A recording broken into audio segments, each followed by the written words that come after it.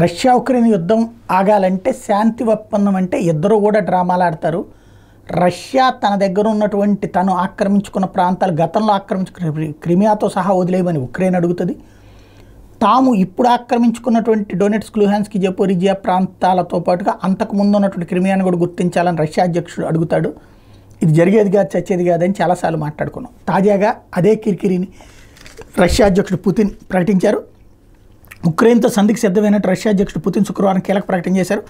Moscow సేనలు ఆక్రమించుకున్న 4 ప్రాంతాల నుంచి ఉక్రెయిన్ దళాలు వెళ్ళిపోవాలని, నాటో కూటమిలో చేరాలన్న యత్నాలు ఆ దేశం విరమించుకోవాలంటూ కొన్ని షరతులు విధించారు.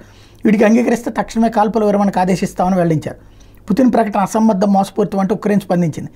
అకారణంగా యుద్ధం ప్రారంభించిన రష్యాపైనే శాంతి నెలకొల్పాల్సిన బాధ్యత ఉందంటూ అమెరికా రక్షణ మంత్రి లాయిడ్ ఆస్టిన్ పేర్కొంటే ఇది శాంతి ప్రతిపాదన కాదు, తీవ్ర దాడికి మరిన్ని ఆక్రమణలకు రంగం సిద్ధం చేస్తున్నట్టుగా ఉందని నాటో సెక్రటరీ జనరల్ స్టోలెన్బర్గ్ విమర్శించారు. ఉక్రెయిన్లో శాంతిని నెలకొల్పే విషయం మీద ప్రపంచ దేశాల నేతలతో శని, ఆదివారాల్లో స్విట్జర్లాండ్ భేటీ నిర్వహించబోతోంది. మరోవైపు ఇటలీలో జరుగుతున్న G7 దేశాధినేతల శిఖరాగ్ర సదస్సు ఉక్రెయిన్కి భారీ ఆర్థిక సాయం ప్రకటించింది. ఇంకోవైపు అమెరికా, ఉక్రెయిన్ మధ్య 10 ఏళ్ల పాటు అమల్లో ఉండేలా రక్షణ ఒప్పందం కుదిరింది. ఈ నేపథ్యంలో రష్యా అధ్యక్షుడు పుతిన్ సంధి ప్రతిపాదన చేయడం గమనార్హం. స్విట్జర్లాండ్లో జరిగే భేటీకి హాజరయ్యేందుకు రష్యా నిరాకరించింది. ఉక్రెయిన్ సమస్యను పక్కదారి పట్టించే యత్నంగా దాన్ని పుతిన్ అభివర్ణించారు. అమెరికా, ఉక్రెయిన్ మధ్య కుదిరిన రక్షణ ఒప్పందాన్ని తోసిపుచ్చారు. ఉక్రెయిన్తో తుది పరిష్కారం కోసం సంధి ప్రతిపాదన తెచ్చామని, ఎలాంటి ఆలస్యం లేకుండా చర్చలు ప్రారంభిస్తాం శుక్రవారం మాస్కోలోని విదేశాంగ మంత్రిత్వ శాఖ కార్యాలయంలో మాట్లాడుతూ పుతిన్ పేర్కొన్నారు. నా ప్రతిపాదన ఉక్రెయిన్ పశ్చిమ దేశాలు తిరస్కరిస్తే జరుగుతున్న రక్తపాతానికి రాజకీయ నైతిక బాధ్యత వాటిదేనని హెచ్చరించారు.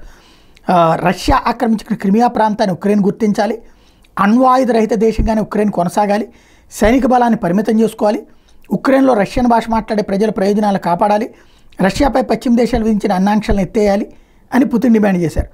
2 ఏళ్లకు పైగా యుద్ధం చేస్తున్న రష్యా ఉక్రెయిన్కి చెందిన డొనెట్స్క్, లుహాన్స్క్, ఖెర్సన్, జపోరిజియా ప్రాంతాలు తమ దేశంలో విలీనమైనట్టు ఎప్పటికే ప్రకటించింది. అయితే ఈ చర్యను ఉక్రెయిన్ పశ్చిమ దేశాలు ఖండించడం అన్నటువంటి ఇక్కడ కీలకం. అదే సమయంలో రష్యాకు వ్యతిరేకంగా ప్రపంచ దేశాలు ఏకమవుతుండడంతో దాన్ని దెబ్బతీయాలని మోసపూరిత కుట్రలో భాగంగానే పుతిన్ సంధి ప్రతిపాదన చేశారు ఉక్రెయిన్ విదేశాంగ మంత్రిత్వ శాఖ విమర్శించింది.